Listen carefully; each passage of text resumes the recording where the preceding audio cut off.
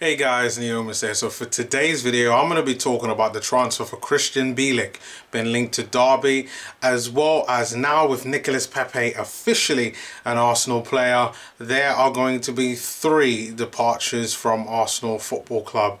Stay tuned to my thoughts and my views, and if you haven't done so already, please hit the subscribe button and share this video to all social media platforms, and let's go now.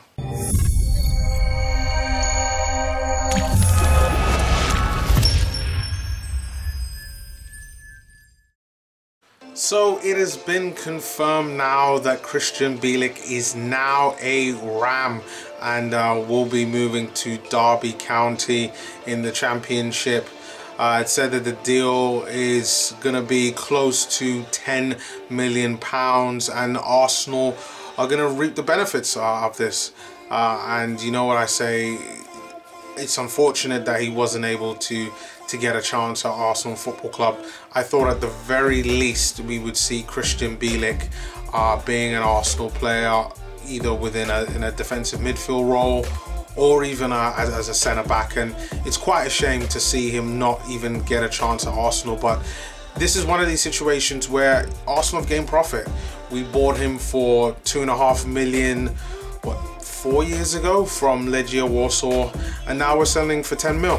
So we're making a profit on a guy that we didn't even use, and this is something that, you know, I think it's fantastic business for Arsenal, at least on a financial aspect with it. And you know, hopefully there isn't any talks of any buyback clauses from Derby County, but who knows, maybe this is a situation where in the future he might turn out and develop into a really top centre-back or defensive midfielder, and Arsenal might look at him again.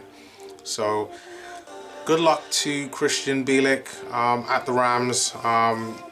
As a fan, I wish him all the very best, and yeah, I hope he has a successful career with Derby and any other clubs in the future. Now, big story. Nicolas Pepe is obviously done. We all know that now.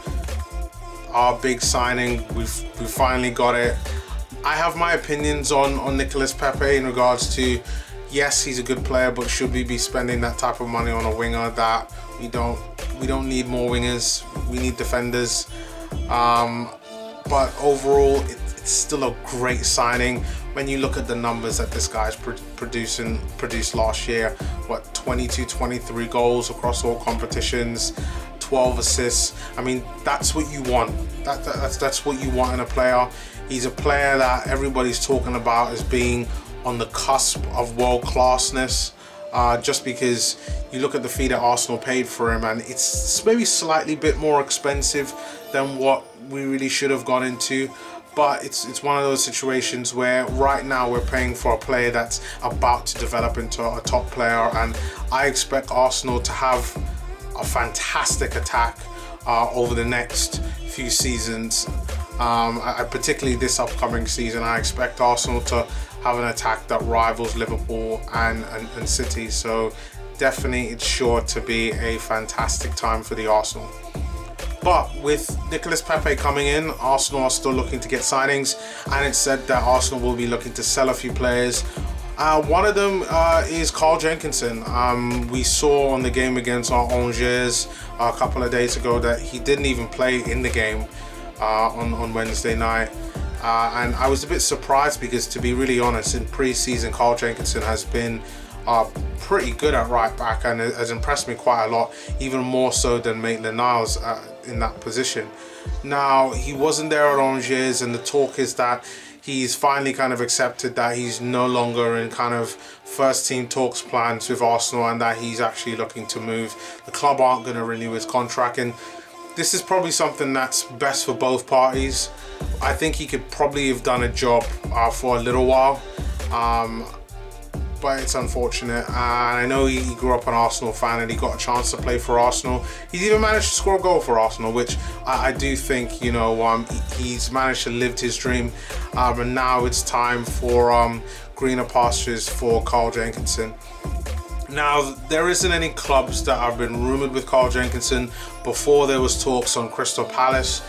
for Carl Jenkinson. And to be honest, who knows, maybe a couple of years ago he was at Birmingham City on loan. Maybe Birmingham City will come back in for him, or another championship side. But I think just in this pre-season, Carl Jenkinson has showed that he's a very capable right back and a capable player, and I think that wherever he goes, he will do at the very least a decent job.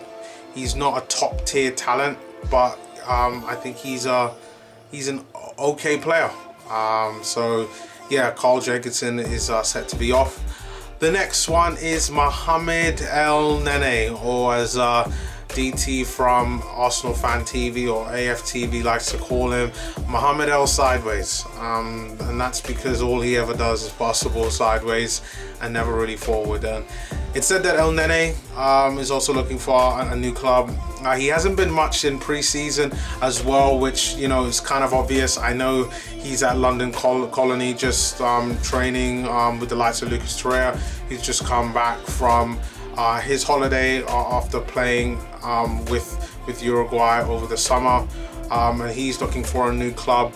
There were talks of Leicester being interested in Mohamed Elneny, and to be honest, I'd take that. If we could get 12 to 15 mil for Mohamed Elneny, get probably another 10, 12 for Carl Jenkinson, I think that's a good amount for us to get for two players that we've deemed as surplus requirements. So I'm really looking forward to seeing how that kind of progresses. And again, with Mohamed Elneny, he's one of those players that it's, what can I say? He's just not good enough. He's an okay player. I think we can do better. And to be honest, if we can sign another defensive midfielder, that would be even better. There is one player who I think we should go after to replace him. A player that Everton are rumored to be looking at. I don't remember his first name, but you pronounce his last name as Gbamin, G-B-A-M-I-N. Yeah, I'm terrible at pronunciation. He's set to be on a move to Everton. He can play in defensive midfield and as a centre back, and I think that he could be a really good option there to replace Mohamed Elneny. Of course, the other option is Sami Khedira, who we're also looking at there as well, who can play in central midfield as well as a defensive midfield role. And you know what?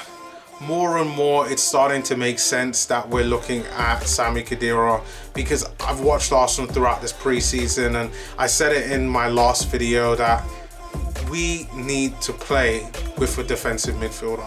Our defense just isn't good enough, and we need somebody in front of that back four acting as a shield. It's just, it has to be mandatory now. I do not trust our defense to be able to handle everything.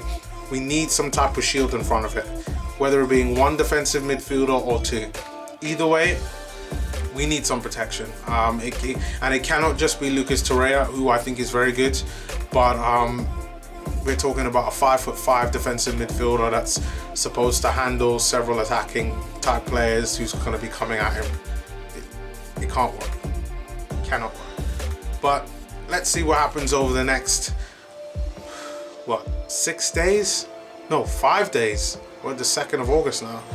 5 days to go until the transfer window closes, and yeah, it's the season is coming. It really is, and yeah, Arsenal have a lot of work. And then finally, the last player to be rumored to be linked away for Arsenal because of Pepe signing is Elneny Mkhitaryan. Now, it's said that he's been deemed surplus requirements, that Emery and Mesut Ozil have, you know, kissed and made up, and now it seems that Mkhitaryan is going to be surplus requirements. You know, primarily he's been playing as either a winger, which Pepe will be playing now, or as a number 10, which for me, it's either going to be Mesut Ozil or Alex Iwobi or Lacazette or Reece Nelson. I mean, or Joe Willock. I mean, we've got so many players that can play in that position, and I don't think that there's no need to have Elneny Mkhitaryan anymore. And I hope that he wants to leave, because if he tries to pull a Mustafi where he's coming out saying he doesn't want to leave, then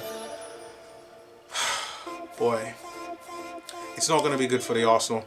And it's one of these situations where Arsenal do need to get some type of money for these players. We do have assets to sell, maybe not as much as we paid for them, but I am glad that the club have gone out and gotten a lot of the players that we need, where we can use this extra money from sales that we get to bring in more defenders.